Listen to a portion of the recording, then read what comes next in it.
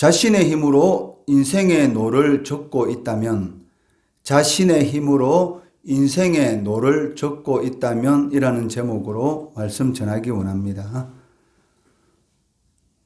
오늘날을 한마디로 표현한다면 예수 상실의 시대라고 할 수 있을 것 같습니다. 예수님을 알고 있는 사람은 많은데 예수님을 마음에 모시고 살아가는 사람들은 매우 드물다는 것입니다. 믿는 성도라고 해도 늘 불안과 공포 그리고 실패와 좌절 속에 살아가는 사람들이 얼마나 많은지 모릅니다. 그 이유는 그 마음속에 진정으로 예수님을 모시고 살지 않기 때문입니다. 성경은 무엇이라고 말씀하고 있습니까? 요한복음 14장 27절 말씀해 보시면 평안을 너희에게 끼치노니 곧 나의 평안을 너희에게 주노라. 내가 너희에게 주는 것은 세상이 주는 것과 같지 아니하니라. 너희는 마음에 근심하지도 말고 두려워하지도 말라라고 말씀하고 있습니다. 주님께서 성도들에게 주시는 것은 세상이 주는 것과 같지 않다라고 말씀하고 있습니다. 이 말씀은 세상이 주는 것은 그 속에 근심도 있고 두려움이 있다는 것이죠. 그렇지만 주님께서 주시는 것은 세상이 주는 것과 같지 않다라고 말씀하셨으니 그 속에는 근심도 없고 두려움도 없다라고 이해할 수 있을 것 같습니다. 이 외에도 성경에는 두려워하지 말라라는 말이 365번 나오고 있습니다. 이는 1년 내내 매일같이 성도가 기억해야 할 명령이라는 것입니다. 1년이 365일인데 두려워하지 말라라는 이 말이 365번 나온다는 그 말의 의미는 매일의 삶 가운데서 두려워하는 그러한 삶이 아니라 주님을 의지하는 그러한 삶을 살아갈 것을 우리들에게 명령하고 있다는 것이죠. 그 이유는 이 두려움이라는 것은 하나님께서 성도들에게 주신 사명을 시작도 하기 전에 침몰시키는 가장 큰 원인이 되기 때문입니다. 마귀들이 성도에게 주는 성도들이 이 신자로서의 그러한 삶을 살아가지 못하도록 하는데 사용하는 가장 큰 무기가 무엇이냐면 두려움입니다. 우리의 심령 가운데 두려움이 임하게 되면 하나님께서 맡기신 그러한 사명들을 감당할 수가 없는 것이죠. 왜냐하면 두려운데 어떻게 그 일을 감당할 수가 있겠습니까? 어떤 위기 가운데 처했을 때에 몸이 움직이지 않는 그러한 경험들을 여러분들도 한 번씩은 체험해 봤을 것입니다. 고양이 앞에 쥐가 두려운 가운데 몸을 움직이지 못하고 도망가지 못하고 굳어 있는 것처럼 우리들도 어떤 두려운 상황 가운데 있으면 몸이 마음대로 움직이지 못하는 것처럼 두려움이 임하게 되면 할 수 있는 일도 감당할 수 있는 일도 감당하지 못하는 그런 일들이 일어나게 된다는 것이죠. 오늘 본문 말씀은 요한복음에 기록된 7가지 표적 중에서 5번째 표적입니다. 즉 예수님께서 갈릴리 바다 위를 걸어오셨고 폭풍을 잔잔케 하시는 그러한 내용을 소개하고 있습니다. 본문 16절과 17절에 보시면 저물매라는 말과 이미 어두웠고라는 말이 반복적으로 사용되고 있습니다.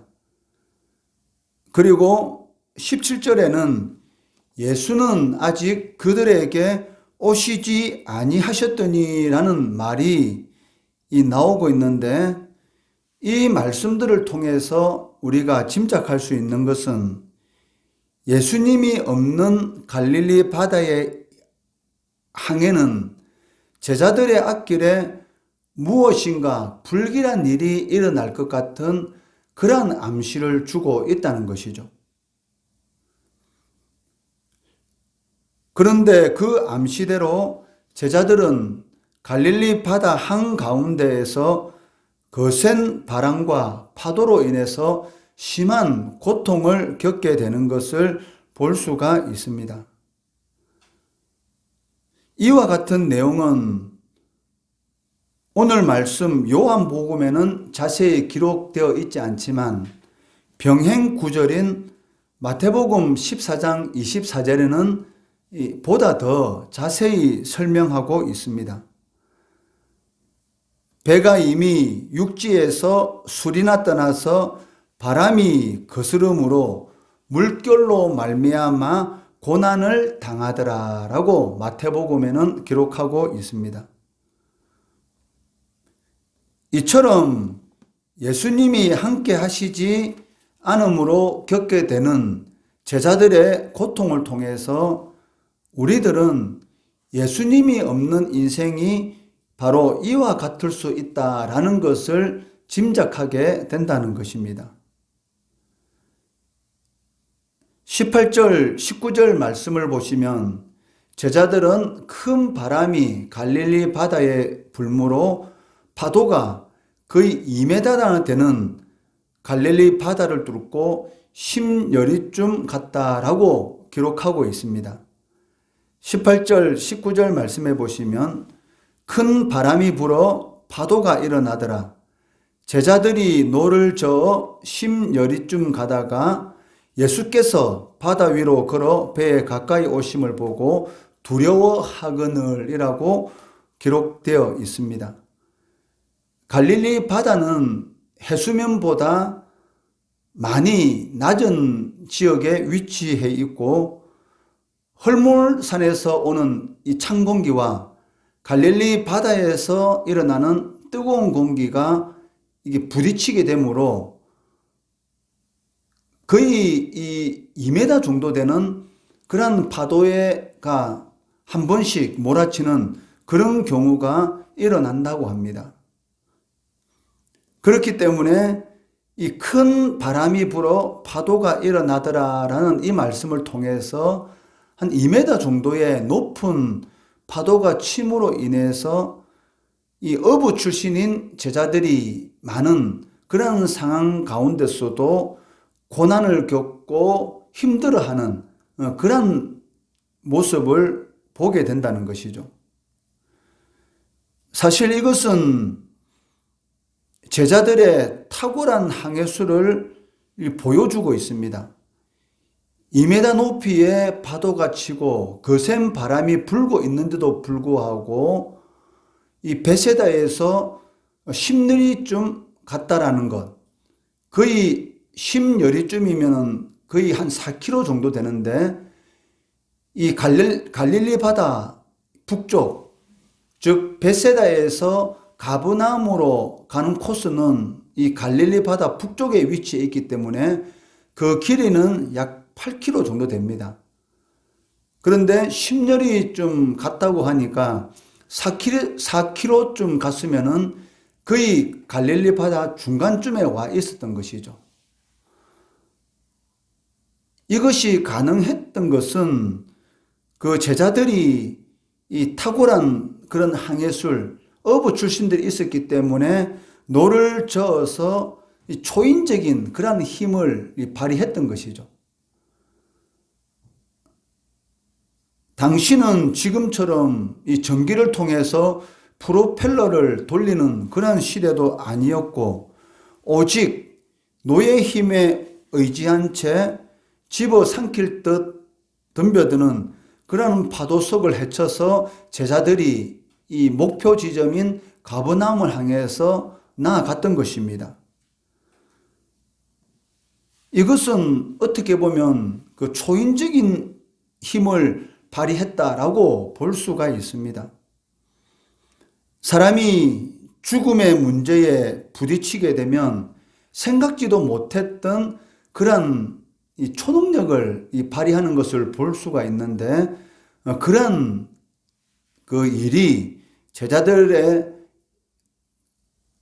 이 사건 가운데 일어났던 것이죠. 그러나 그와 같은 초인적인 힘을 발휘한다 할지라도 자기의 문제를 완전히 해결할 수 없다는 것입니다. 이는 무엇을 우리에게 보여주고 있습니까? 아무리 자신의 힘으로 어떤 문제를 해결하려고 해도 결국 우리의 모든 일을 주관하시는 능력의 주님 앞에서는 모두 헛수고일 뿐이다 라는 것을 알게 된다는 것이죠. 자신들이 갈릴리 바다에 대해서 속속들이 알고 있고, 그리고 오랫동안 어부의 일을 했기 때문에 어느 정도의 파도는 충분히 이겨나갈 수 있었을 것입니다. 그렇지만 자신들이 가지고 있는 모든 힘을 총동원해서 그 파도를 헤쳐나가려고 했지만 결국은 헤쳐나가지 못하는 그러한 상황 가운데서 두려움에 떨고 있을 때에 주님께서 무리를 걸어오시고 제자들과 함께 하셨을 때에 모든 문제들이 해결되고 적시로 목적지에 도착하게 되는 것을 보게 되는 것이죠. 주님께서 함께 하시자 모든 고통의 문제들이 일사천리로 해결되는 것을 보게 됩니다. 20절, 21절 말씀해 보시면 이르시되 내니 두려워하지 말라 하신대 이에 기뻐서 배로 영접하니 배는 곧 그들이 가려는 땅에 이르렀더라 라고 말씀하고 있습니다. 21절 말씀에서 이 곧 적시라는 단어가 우리들에게 주는 의미가 상당합니다. 어려운 가운데서 어떻게 할 바를 모르는 그런 제자들에게 주님이 찾아왔을 때에 즉시 모든 문제가 자연스럽게 해결되고 목적지같이 도달했다는 것을 우리들에게 보여주고 있다는 것이죠. 예수님께서 제자들의 배에 오르시자 그들을 괴롭히던 모든 상황들이 그치고 배는 안전하게 목적지까지 이르게 되었습니다. 이것은 예수님의 임재, 예수님께서 우리와 동행하는 그러한 삶을 살아가게 된다면 우리 인생에 어떤 결과를 가져다 주는 것을 보여주고 있습니다. 이 세상의 모든 만물과 법칙은 바로 예수님의 지배 아래 있습니다. 그렇기 때문에 예수님과의 동행하는 삶은 인생의 항해를 무사히 목적지에 이르게 하는 확실한 보장이 된다는 것입니다. 그런데도 불구하고 지금도 자신의 힘으로 인생의 노를 젓고 있다면 이제는 여러분의 노를 멈추어야 한다는 것입니다. 내 스스로 내 인생을 개척할 수 있을 것처럼 열심히 초인적인 힘을 발휘해서 아무리 노를 젓는다 할지라도 이 폭풍우 치는 갈릴리 바다 한가운데에 있는 그러한 삶에 불과하다는 것이죠. 오직 주님께서 함께 하실 때만이 자신도 모르는 사이에 인생의 목적지에 도달해 있다는 것입니다. 시편 23편에서 다윗은 무엇이라고 고백하고 있습니까? 여호와는 나의 목자시니 내게 부족함이 없으리로다. 그가 나를 푸른 풀밭에 누이시며 쉴만한 물가로 인도하시는도다. 내 영혼을 소생시키시고 주의 이름을 위하여 의의 길로 인도하시는도다 라고 기록하고 있습니다. 인생에 있어서 우리 스스로의 노를 멈추고 주님을 인생의 목자로, 주님을 인생의 주인으로 삼고 동행할 때에 주님께서는 자신의 이름 때문에, 즉 자신의 이름을 위해서 부족함이 없는 그런 삶을 허락하신다는 것입니다. 우리가 신실하게 주님을 전적으로 신뢰할 때에 주님께서는 주님의 그 이름 때문에 우리의 삶을 부족함이 없는 삶, 쉴만한 물가로 푸른 초장으로 인도하시는 그러한 삶을 살도록 이끌어 주신다는 것이죠. 그렇기 때문에 나의 힘으로 내 인생의 노를 젓는 것이 아니라 주님이 함께하는 그러한 삶을 통해서 우리의 영혼을 소생시키시고 의의 길로 인도하시는 그러한 하나님의 은혜를 삶 가운데서 체험하시는 성도 되시기를 주의 이름으로 축원합니다.